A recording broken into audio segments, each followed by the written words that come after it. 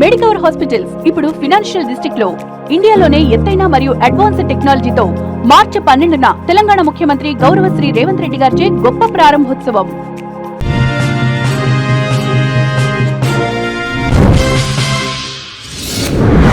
Hi guys, welcome to social post. నేను మీ వాసవి ఆచార్య. So exam season అయితే start అయిపోయింది. నాకు తెలిసి పిల్లలందరూ కూడా ప్రిపరేషన్ స్టార్ట్ చేసేసే ఉంటారు. సో కొంతమంది జేఈఈ రాయాలని అనుకుంటారు, కానీ ఎలా ప్రిపేర్ అవ్వాలి, సిలబస్ ఏంటి, ఎక్కడ ఇన్స్టిట్యూషన్స్లో మనకి కోచింగ్ బాగా ఇస్తారు అని చెప్పేసి కొంచెం కన్ఫ్యూజన్లో ఉంటారు.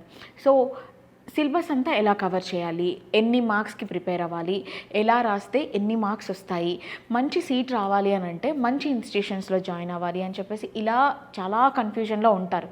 సో ఈరోజు మనతో దాని గురించి డిస్కస్ చేయడానికి పేస్ ఐఐటి మెడికల్ ఇన్స్టిట్యూషన్స్ నుంచి Vijay Kumar Vishnubhatla, IITN, and he is the senior faculty of physics for PACE centers in Hyderabad. Harita Kasturi, HOD of chemistry, ICT Mumbai professor. మ్యామ్ని సార్ని వెల్కమ్ చేద్దామా? సో ఈ జేఈఈ ఎగ్జామ్ ఏదైతే ఉందో అసలు దాని గురించి మోస్ట్లీ ఎవరికి తెలియకపోవచ్చు, కొంతమందికి తెలిసి ఉంటుంది, కొంతమందికి తెలియకపోవచ్చు, అవగాహన లేకపోవచ్చు. అసలు ఈ జేఈఈ అంటే ఏంటి, అసలు అది బీటెక్ చదవాలనుకున్న పిల్లలకి ఇంపార్టెంట్ అంటారా? ఇప్పుడు ఒకటండి, అరౌండ్ ఇప్పుడు ఇంటర్మీడియట్ రాస్తున్నారు పిల్లలు. ఇంటర్మీడియట్ రాసే వాళ్ళు ఎంతమంది ఉంటారు? Somewhere around 65 to 70 lakh members ఉంటారు. మరి 70 లక్షల మంది రాయట్లేదుగా జేఈ రాసే వాళ్ళు 15 లక్షల మంది, రైట్? సో ఆ తర్వాత వేరే వేరే ఇన్స్టిట్యూట్స్కి రాస్తూ ఉంటారు. మనకి డీమ్డ్ యూనివర్సిటీస్ ఉంటాయి. ఇప్పుడు బేసికలీ చెప్పాలంటే ఇప్పుడు 15 lakh పీపుల్ జేఈ రాస్తున్నారు. జేఈలో సెలెక్ట్ అయ్యి వాళ్ళు advance level of paper JEE advanced రాయటానికి వచ్చే వాళ్ళు that will be somewhere around 2 lakh people దాకా బయటకు వస్తారు. ఈ 15 lakh లో నుంచి సమ్వేర్ అరౌండ్ 2 lakh పీపుల్ బయటకు వస్తారు. వాళ్ళు జేఈ అడ్వాన్స్డ్ రాస్తారు. And JE advanced is for your IITs and all. So అది somewhere around 10 to 15,000 seats depending on every year మారుతూ ఉంటాయి. That is dynamic. So 2 lakhs లో నుంచి 15,000 మంది are able to get the seats in IITs, right?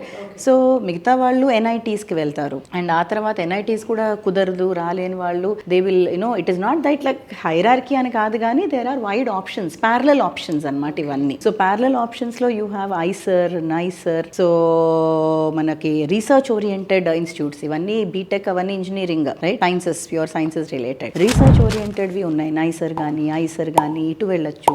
Then statistical institutes ఉన్నాయి. So Indian statistical institute అక్కడికి వెళ్ళొచ్చు పిల్లలు. అండ్ నీట్కి వస్తే కనుక NEET you have NEET exam ఇప్పుడు మొత్తం కామన్ ఎగ్జామ్ అయిపోయింది నీట్.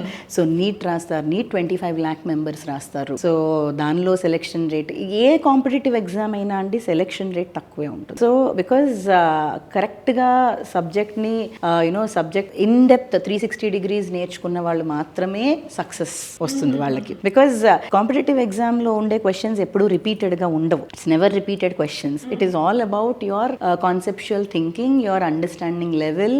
3-4 కాన్సెప్ట్స్ని కలిపి they will ask you every question is a newborn baby. So how are we able to tackle that baby అనేది, that is where we need to train our students. అక్కడ చాలా because మీకు ఒక చిన్న ఒక segment రాకపోయినా మీకు ఈ ప్రాబ్లం చేయలేరు కదా. So because it is like 3-4 కాన్సెప్ట్స్ని కలిపి ఇస్తారు కాబట్టి that's always a mixture of complete clarity of the subject. So అది రావాలి అంటే ఏం చేయాలి స్టూడెంట్ అంటే, you need to sit with your faculty for long hours, కూర్చొని వాళ్ళని డౌట్స్ అడుగుతూ ఉండాలి ముందర. We encourage that doubts. ఇందాక సార్ చెప్పినట్టు డౌట్ రాలేదు అంటే స్టూడెంట్ చదవట్లేదనే అంటాం. కాన్సన్ట్రేషన్ లేదనే అర్థమా? కాన్సన్ట్రేషన్ అని చెప్పచ్చు, లేదు, because yes what you said is right. Because today we have lot of distractions going around. Competition హ్యూజ్గా కనిపిస్తుంది మీకు, కానీ యాక్చువల్గా చదువుకునే పిల్లలు తక్కువ మంది ఉన్నారేమో అని నా ఫీలింగ్. తక్కువ మంది అంటే not undermining anything, but as distractions ఉన్నాయి. బట్ ఆ డిస్ట్రాక్షన్స్ని కూడా పిల్లలు ఎలా కంట్రోల్ చేసుకోవాలనేది that is what we train them for. Because ఒక్కసారి సక్సెస్ రుచి వస్తే వదలరు వాళ్ళు. దీని గురించి మా ఫేస్లో ఏం చేస్తామంటే, 7th class, 8th class, 9th class, 10th classకి ఆ స్టూడెంట్స్ని మేము సెలెక్ట్ చేస్తాం. రెస్పెక్టివ్ వాళ్ళు ఏ స్కూల్లో చదివినప్పటికి కూడా మా దగ్గర ఏం చేస్తామంటే తర్ఫీదు ఇస్తూ ఉంటాం.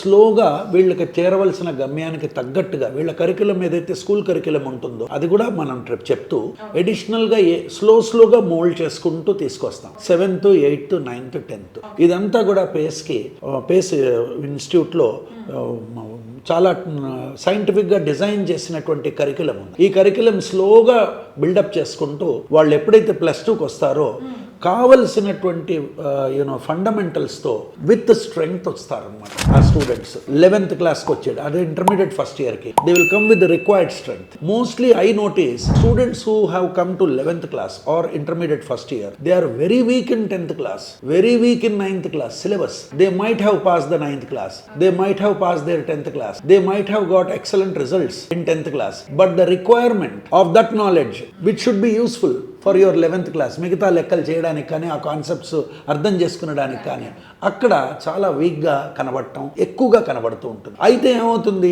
ఆ తక్కువ టైంలో ఈ ఫండమెంటల్స్ ఇచ్చుకుంటూ, ఏది 9th క్లాస్ 10th క్లాస్లో కావాల్సిన ఫండమెంటల్స్ ఇచ్చుకుంటూ మేము బ్రిడ్జ్ చేసుకుని మళ్ళీ ఆ 11th క్లాస్ సిలబస్ అర్థం చేసుకునడానికి వీల్ బి డిలేడ్. లేదా అంటే స్పీడ్గా చెప్పామనుకోండి, అది అర్థం చేసుకునడానికి మాకు అర్థం కావట్లేదు అని చాలా ఛాలెంజింగ్గా ఉంటుందన్నమాట మా పొజిషన్ అది. సో ఇందుకనే మేము 7th 8th 9th 10th పేస్లో ఈ రకంగా తీసుకుని స్టూడెంట్స్ని మేము మోల్డ్ చేసుకుని మా కరికులంకి ఈజీగా, and all these 7th 8th 9th 10th from pace it has been very scientifically designed and they have their study material also. Okay sir, ఇప్పుడు చూస్తున్న వాళ్ళకి ఒక క్వశ్చన్ రైజ్ అవ్వచ్చు. 7th 8th 9th స్టూడెంట్స్ని మేము సెలెక్ట్ చేస్తాము అని మాట్లాడుతున్నారు.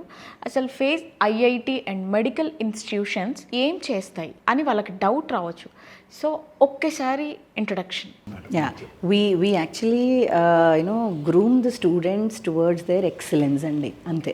ఇప్పుడు ఒక చిన్న ఎగ్జాంపుల్ చెప్పాలంటే, నేను ఇప్పుడు ఫోర్స్ ఉంది, ఇప్పుడు ఫోర్స్ గురించి, force is a push or pull of non an object, ఒక సెంటెన్స్లో అయిపోయింది. ఒక సెంటెన్స్లో ఫోర్స్ అయిందా? ఒక పుస్తకం రాయొచ్చు కదా, చాలా రైట్. సో ఒక కాన్సెప్ట్ని ఎంతవరకు ఇన్ డెప్త్ మనం వెళ్ళగలము, పిల్లలు ఎంతవరకు దాన్ని తీసుకోగలరు, ఎంత అప్లికేషన్ బేసికలీ. ఇప్పుడు మీకు జనరల్గా స్కూల్స్లో 10th వరకు ఏంటంటే మోర్ ఆఫ్ థియరటికల్ పార్ట్ ఉంటుంది, అప్లికేషన్ మీద పెద్దగా ఫోకస్ లేదన్న అభిప్రాయం స్కూల్ లెవెల్లో. సో ప్లస్ సిలబస్ రిడక్షన్స్ అవి కొద్దిగా కోవిడ్ తర్వాత, సో ఇట్లాంటివన్నీ వచ్చేసి ఏంటంటే పిల్లలకి చాలా కంఫర్టబుల్ జోన్లో ఉన్నారు. అండ్ ఆ కంఫర్ట్స్ ఉండాలి పిల్లలకి, బట్ ఛాలెంజింగ్గా కూడా ఉండాలి. And they should enjoy what they are learning. వాళ్ళు నేర్చుకున్నది ఎక్కడ అప్లై చేస్తున్నారు, where are they applying. So ఆ అప్లికేషన్ తెలియాలి. ఇప్పుడు ఎలక్ట్రిసిటీ ఉంది, సో ఇవన్నీ ఇప్పుడు డైరెక్ట్గా ఫార్ములేషన్స్ నేర్పించిన తర్వాత, ఇప్పుడు ఈ ఫ్యాన్ ఎంత పవర్ డ్రా చేస్తుంది, ఎంత రెసిస్టెన్స్, ఇట్లాంటివి ఏమన్నా క్వశ్చన్స్ అట్లా స్టడీ ఓరియంటెడ్గా వాళ్ళకి వెళ్తే గనక దెన్ పిల్లలకు కూడా ఛాలెంజింగ్గా ఉంటుంది. They are all seeing it daily, day to day లైఫ్లో చూస్తున్నాం. ఇప్పుడు మనకి IPL మ్యాచ్లో ఒక పారాబోలిక్ షాట్ కానీ అట్లాంటివన్నీ ఎంత రేంజ్లో వెళ్తుంది, ఎంత హైట్కి వెళ్తుంది. సో ఇవన్నీ క్యాలిక్యులేటివే కదా, మ్యాథమెటికల్ క్యాలిక్యులేషన్స్ మీదే వస్తాయి ఇవన్నీ. సో ఇవి అనలైజ్ చేయటం వస్తే కనుక పిల్లలకి, then they enjoy the studies. So when they are able to relate to what they are studying around. So madam గారు చెప్పినట్టుగా ఇప్పుడు ఫోర్స్ గురించి చెప్పారు మేడం గారు. గ్రావిటేషన్ అనేటువంటిది స్కూల్ లెవెల్లో కూడా ఉంది, గ్రావిటేషన్ చాప్టర్. గ్రావిటేషన్ మళ్ళీ 11th class syllabus intermediate first year లో కూడా ఉంది. ఇక్కడికి అక్కడికి గ్రావిటేషన్ ఈస్ ద సేమ్. ఇక్కడ స్కూల్లో చెప్పినప్పుడు 2 bodies are attracting each other and that force is directly proportional to product of masses, inversely proportional to square of the distance అని ఏదో చెప్పి ఒక ఫార్ములా తీసుకొచ్చి 2-3 లెక్కలు చేయిస్తారు. ఇదే 11th క్లాస్కి వచ్చేటప్పటికి ఈ ఫోర్స్ ఆఫ్ అట్రాక్షన్ ఎట్లా ఉంది, if there is a body, this body will generate a field around. ప్రతి వస్తువు తన చుట్టూ ఒక ఫీల్డ్ ని జనరేట్ చేస్తుంది. ఈ ఫీల్డ్ ఇక్కడి నుంచి తీసుకెళ్లి ఇన్ఫినిటీ దాకా అన్ని డైరెక్షన్స్ లోనే స్ప్రెడ్ అవుతుంది. ఎక్కువ దూరంలో ఉన్నట్లయితే ఆ ఫీల్డ్ యొక్క ప్రభావం తక్కువ ఉంటుంది, అనంతమైనటువంటి దూరంలో ఉన్నట్లయితే ఫీల్డ్ ప్రభావం 0 ఉంటుంది, దగ్గరగా ఉంటే ఫీల్డ్ ప్రభావం ఎక్కువగా ఉంటుంది. ఈ రకంగా ఆకర్షణ కూడా, ఆకర్షణీయ బలం ఏదైతే that force will be very very large అని. ఈ రకంగా బాడీ క్రియేటింగ్ అ ఫీల్డ్, అంటే బాడీ అంటే mass is creating a field is interacting with another mass. Okay, అప్పుడు ఈ మాస్ అట్రాక్ట్ అవుతున్నాయి అనేటువంటిది ఆ కాన్సెప్ట్స్ అలా చెప్తాం. ఇది అది రెండు ఒకటే. ఇక్కడ పెరిఫెరల్గా చెప్పాం, అక్కడ మరింత డీటెయిల్డ్గా చెప్తున్నాం. Mass creating field is interacting with another mass. ఆ రకంగా these 2 masses are interacting. So maturity అనమాట. అదే స్టూడెంట్ కనుక మేమే చెప్పామనుకోండి 7th 8th 9th 10th మాకు తెలుసు అవుట్కమ్ ఎలా ఉండాలో తెలుసు కాబట్టి ఆ రకమైనటువంటి ట్రైనింగ్ ఇచ్చుకుంటూ, ఆ మిస్ నార్మ్స్ అంటారు, చదువుకునేటప్పుడు అపార్థాలు, ఒక రకంగా అర్థం చేసుకోవాల్సింది పోయి ఇంకో రకంగా అర్థం చేసుకుని ఇక అందులోంచి బయటపడటానికి చాలా టైం పడుతుంది. అలా ఏమీ కాకుండా విద్యని ఎలా అర్థం చేసుకోవాలో అపశృతులు లేకుండా అలా కరెక్ట్గా అర్థం చేసేట్టుగా చేస్తే పిల్లవాడి చాలా వరకు తగ్గిపోతుంది. చాలా ఈజీగా he'll be able to handle and motivate himself and go forward అని మా థింకింగ్ అంతకంటే. సార్ చెప్పినట్టు చాలా నాకు నిజంగా ఏం చెప్తాను సార్, మీరు ఫిజిక్స్ కదా?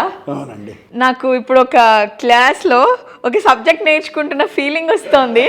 ఇంత బాగా ఎక్స్ప్లెయిన్ చేస్తున్నారు మీరు. నేను ఇమాజినేషన్లోకి వెళ్ళిపోయాను సార్ అలా చెప్తుంటే.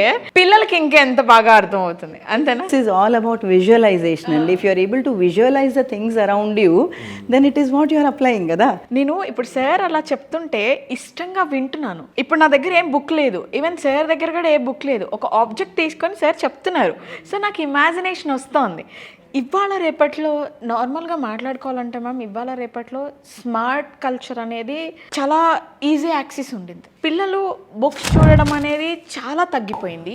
బుక్స్ నుంచి ఆ ఇమాజినేషన్ అనేది కూడా చాలా తగ్గిపోయింది. అంటే మీకు ఎలా అనిపిస్తుందో నాకు తెలీదు, బట్ నాకైతే అలా అనిపిస్తుంది. ఆ డిజిటలైజేషన్ అయిపోయిన తర్వాత వాడు ఆలోచించడం అనేది మానేశాడు. అవునంటారా?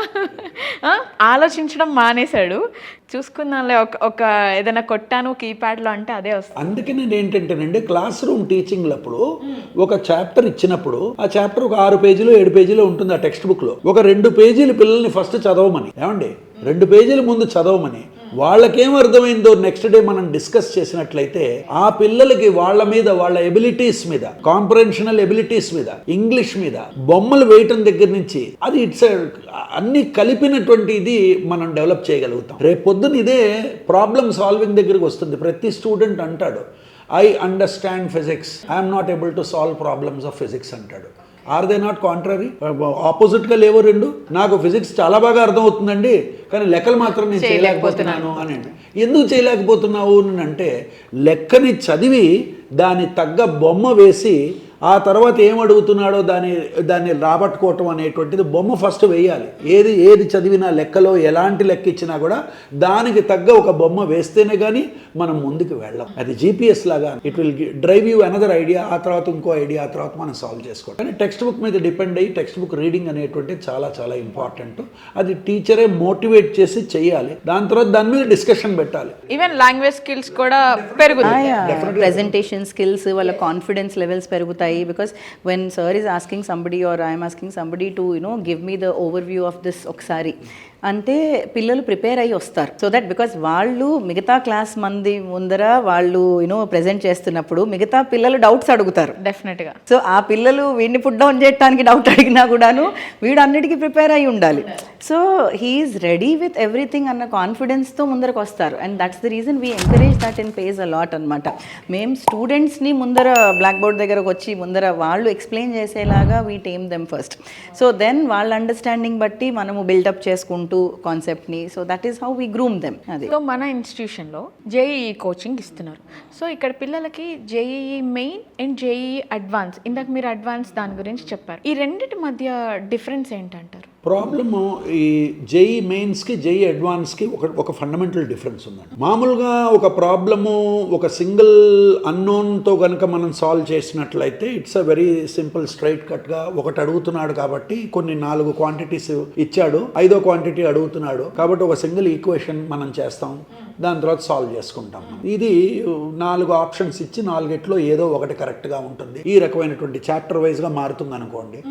అడ్వాన్స్కి వెళ్ళేటప్పటికి దీన్నే మారుస్తారు. 2 పేపర్లు ఉంటాయి, మా పేపర్ 1 అని పేపర్ 2 అని. అందులో వివిధమైనటువంటి పరీక్షలు ఎట్లా అంటే ఇంటీజర్ టైప్ అని ఒకటి, తర్వాత మోర్ దెన్ 1 కరెక్ట్ ఆప్షన్ అని, మోర్ దెన్ 1 కరెక్ట్ ఆప్షన్ ఉంటుంది. ఇచ్చిన 4గిట్లో 1 కరెక్ట్ అవ్వచ్చు, 2 కరెక్ట్ అవ్వచ్చు, 3 కరెక్ట్ అవ్వచ్చు, 4 కూడా కరెక్ట్ అవ్వచ్చు. ఎన్ని కరెక్టో దాన్ని సంపూర్ణంగా కరెక్ట్గా మనం చెప్పగలిగితేనే దాని పూర్తి మార్కులు మనకి వస్తాయి. ఈ రకంగా కాలమ్స్ మ్యాట్రిక్స్ మ్యాచింగ్ అని ఇస్తాడు. 2 కాలమ్స్ ఇస్తాడు, ఇక్కడ ఒక 4 విషయాలు చెప్తాడు, ఇక్కడ ఒక 6 విషయాలు ఇస్తాడు, ఇక్కడ 4 ఇక్కడ 6. ఈ 4గిటిని 6తో మనం పోల్చాలి, ఏది దేనికి సంబంధిస్తుంది అనేటువంటిది. 1, 2 అసలు దేనికి సంబంధించకపోవచ్చు కూడా. అలా కరెక్ట్గా మనం మ్యాపింగ్ చేయగలిగితే అది ఒక ఘట్టం అవుతుంది. నేను ఇందాక మీకు చెప్పాను కాంప్రహెన్షన్ అని. అంటే ఒక పారాగ్రాఫ్ ఇస్తాడు, పారాగ్రాఫ్లో ఏదో ఒక ఘట్టం ఫిజిక్స్లోకి సంబంధించినటువంటి ఒక యాక్టివిటీ ఏదో ఒకటి ఇస్తాడు, దానికి సంబంధించిన ఒక లెక్క ఇస్తాడు. ఆ పైన పారాగ్రాఫ్ ఉంటుంది, ఇక్కడ లెక్క ఉంటుంది. ఈ లెక్క ఆ పైన ఉన్న పారాగ్రాఫ్కి సంబంధించింది. దానిలో 4 ఆన్సర్లు ఉంటాయి. అలా 2 ప్రశ్నలు ఇస్తాడనమాట. ఈ 4 ఆన్సర్లు ఒకటే కరెక్ట్ అవుతుంది ఏమండి. సో ఈ రకంగా మనకి అనేకమైనటువంటి విభజన ఉంటుంది. అంటే కాంప్రహెన్షన్ ఒకటి, మ్యాట్రిక్స్ మ్యాచింగ్ ఒకటి, ఇంటీజర్ ఒకటి, సింగిల్ కరెక్ట్ ఆప్షన్ ఒకటి, తర్వాత మల్టీ కరెక్ట్ ఆప్షన్ ఒకటి, ఈ రకంగా ఉంటాయి. తర్వాత అసర్షన్ రీజన్ కూడా అప్పుడప్పుడు అడుగుతారు. అంటే ఇచ్చినటువంటి ఒకటేదో స్టేట్మెంట్, రెండో స్టేట్మెంట్ ఇస్తారు, వీటి మధ్యన ఏమైనా సంబంధం ఉందా లేదా, or they both independent or or they dependent on one another, ఈ రకమైన. ఏదేదైనప్పుడు కూడా ఆ చాప్టర్ మీద మనకి సంపూర్ణమైనటువంటి పట్టు ఉంటేనే కానీ ఇలాంటి క్వశ్చన్స్ మనం చేయలేకపోతాం. ప్రతి దాంట్లోనూ మిస్టేక్ అవుతుంది. మిస్టేక్ అయినట్లయితే వెనపడతాం. రెండో విషయం ఏంటంటే మెయిన్స్కి అడ్వాన్స్కి తేడా ఇందాక మీరు అడిగారు. మెయిన్స్లో మీకు వచ్చే పర్సంటైలు మీతో పాటు రాసేటువంటి మిగతా పిల్లల యొక్క పర్ఫార్మెన్స్కి సంబంధించి మీ పర్సంటైల్ వస్తుంది. మీకంటే బాగా రాసిన వాళ్ళు ఎక్కువ ఉంటే మీ పర్సంటైల్ తగ్గిపోతుంది. మీకంటే బాగా రాసిన వాళ్ళు తక్కువ అయితే మీ పర్సంటైల్ పెరిగిపోతుంది. అంతేగాని మీ పర్ఫార్మెన్స్తో సంబంధం కాదు, మీతో పాటు రాసే వాళ్ళ పర్ఫార్మెన్స్కి తగ్గట్టుగా మీ పర్సంటైల్ వస్తుంది. కానీ అడ్వాన్స్ అలా కాదు. మీకు వచ్చే మార్కులు మీవే, మీతో పాటు రాసే వాళ్ళతో ఎటువంటి సంబంధం మీకు ఉండదు. మీ absolute performance only will be taken into consideration. అందుకనే ఐఐటీలో యాక్చువల్ సీటు ఇచ్చేది అడ్వాన్స్ని చూసి ఇస్తారు. మెయిన్స్ని is not going to give you any seat in IIT, but maybe you are qualified up to mains వరకు. NITs you can always apply, other universities you can apply other then. But IIT లోపలికి enter అవ్వాలి మాత్రం advance రాయాల్సిందే. అడ్వాన్స్లో questions కొంచెం ఛాలెంజింగ్గా ఉంటాయి when compare to mains. Subject అదే ఉంటుంది. మనం పట్టు బాగా ఉన్నట్లయితే డెఫినెట్గా మనం చేయగలం.